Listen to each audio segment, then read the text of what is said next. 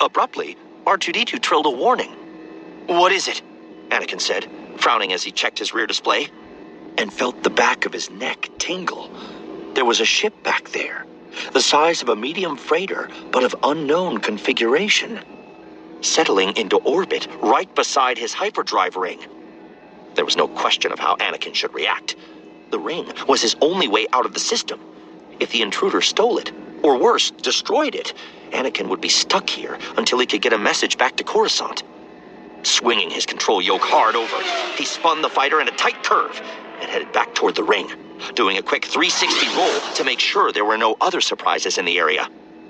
It appeared he and the intruder were alone. He straightened out, checked to make sure R2-D2 had the laser cannons energized and ready, and keyed the comm.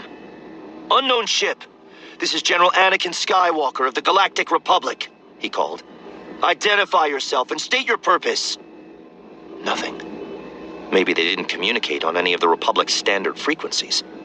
Or, more likely this far out, didn't speak Galactic Basic.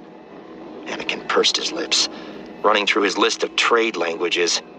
He knew Huttese and Jawa trade language fairly well, but Batu was a long way off from Hutt influence. Miskauf?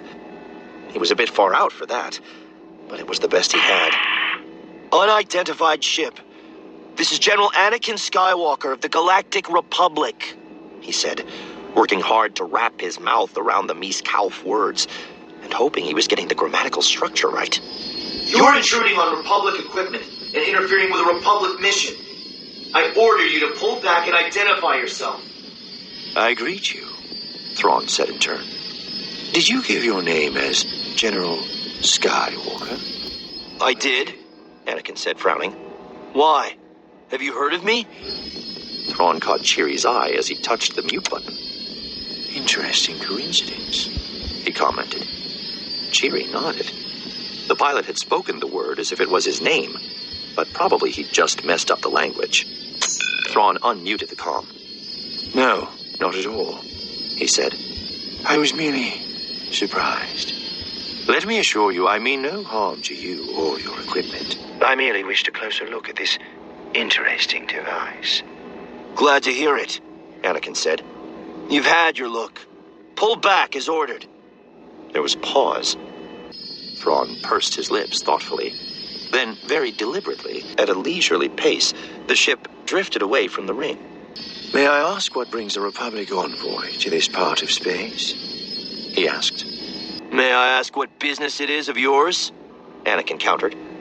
It wasn't very polite, but he wasn't feeling in a particularly polite mood. Every minute he was stuck out here, making sure this prowler behaved himself, was a minute he couldn't spend looking for Padme. "You can be on your way at any time." "On my way?" "To continue your travels," Anakin said. "To go wherever you were going before you stopped to look at my hyperdrive ring." Another silence. Again, Thrawn touched mute. "Opinion?" Cheerie blinked. He was asking her opinion on this? Her opinion? "I don't know anything about things like this." "You're a Chiss," Thrawn reminded her. "As such, you have instincts and judgment. Perhaps more than you know. Do you think you'll make a good ally?" Cheerie crinkled her nose. She'd never met this person. She'd barely even heard him speak. Yet she could sense confidence in him, and strength, and commitment. "Yes," she said. "I do." Thrawn nodded. The alien ship, to Anakin's annoyance, had halted its sideways drift and was now pacing the hyperdrive ring at a distance of 100 meters. Still far too close for comfort. "Yes, I could continue on my way, but it might be more useful for me to assist you in your quest." R2-D2 gave a puzzled twitter. "I already told you I was on a Republic mission," Anakin said. "It's not a quest." "Yes, I recall your words, but I find it hard to believe that a Republic at war would send a lone man in a lone fighter craft on a mission. I find it more likely that you travel on a personal quest." "I'm on a mission," Anakin ground out. This was starting to be really irritating. "Directly ordered here by Supreme Chancellor Palpatine himself." Not that Palpatine even knew Anakin was here, of course, let alone sanctioning the mission.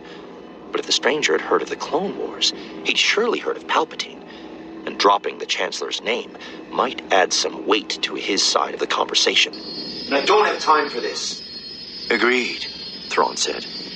Perhaps it would be best if I were to simply show you the location of the ship, you see. There was a short pause. Anakin's hands tightened on the yoke. Explain, he said quietly. I know where the Nubian ship landed, Thrawn told him. I know the pilot is missing. Anakin ground his teeth. So you intercepted a private transmission?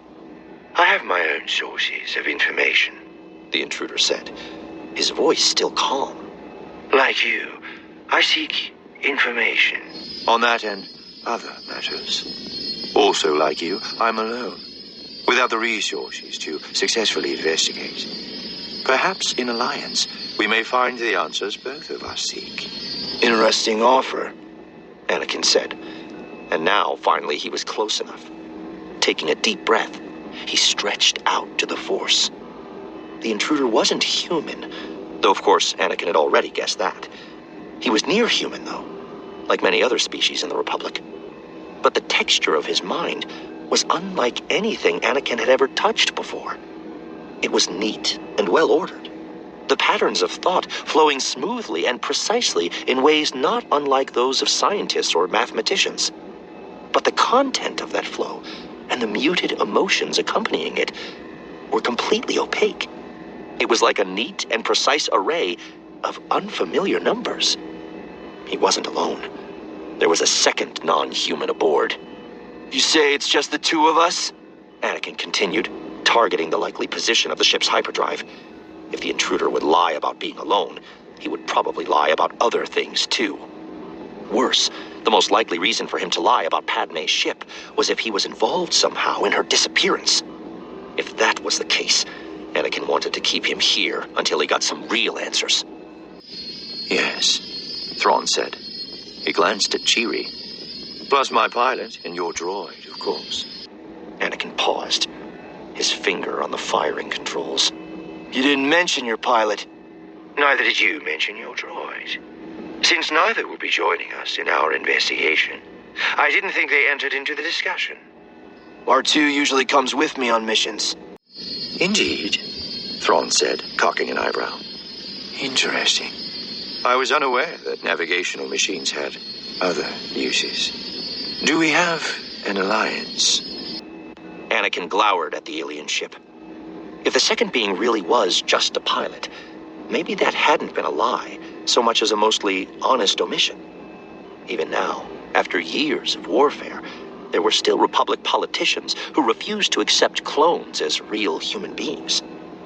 Maybe for some unknown reason, this particular culture considered pilots to be second-class citizens as well. The pilot hesitated. Chewie motioned, and Thrawn touched mute. The pilot of the other ship is missing? I don't know for certain, Thrawn said. But the lack of activity suggests that may be the case. He shrugged slightly. Besides, General Skywalker clearly cares about him or her. Raising the level of urgency should help him make up his mind. So what answers are you looking for? Skywalker said. Thrawn touched the key. I wish to more fully understand this conflict in which you are embroiled. I wish answers of right and wrong, of order and chaos, of strength and weakness, of purpose and reaction. Again, Thrawn looked at Chewie, and then suddenly he straightened up a bit in his seat. You asked my identity. I am now prepared to give it.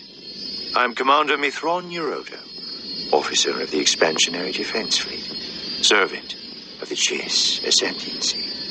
On behalf of my people, I ask your assistance in learning of this war before it sweeps its disaster over our own worlds. Chewie frowned. Commander? She thought he was a senior captain. Had he been demoted? Probably not. More likely he was just downplaying his rank for some reason. Maybe so General Skywalker wouldn't feel threatened by Thrawn's more extensive military experience.